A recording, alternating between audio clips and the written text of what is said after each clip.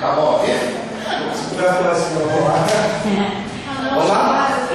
Boa noite. Boa noite. Vem para todos animados. Boa noite. Boa noite.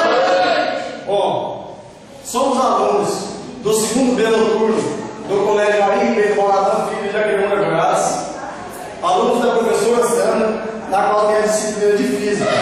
E hoje o assunto colocado em pauta para a gente foi a lei da inércia, que é mais conhecida como a primeira lei de Newton, que diz que todo corpo tende a manter a sua inércia ou o seu movimento retilíneo uniforme, a menos que esteja aplicado sobre ele uma força que fará com que ele entre em movimento.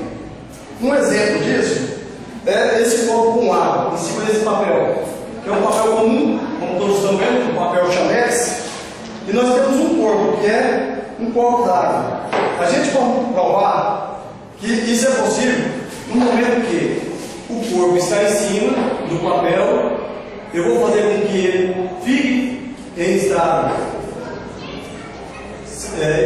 de repouso. 1, 2 e 3. Foi.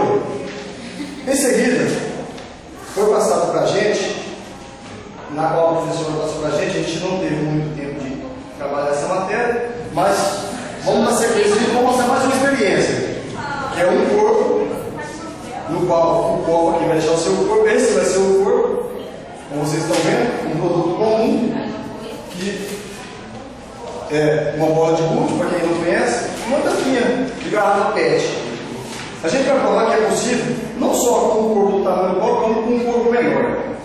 A gente vai colocar essa tampa com essa bola de gude na boca do copo, como vocês estão vendo, o papel normal, o papel chamex, o mesmo papel que foi utilizado na outra experiência, e a gente vai tentar obter o mesmo sucesso, ok? Vamos lá? 1, 2 e 3!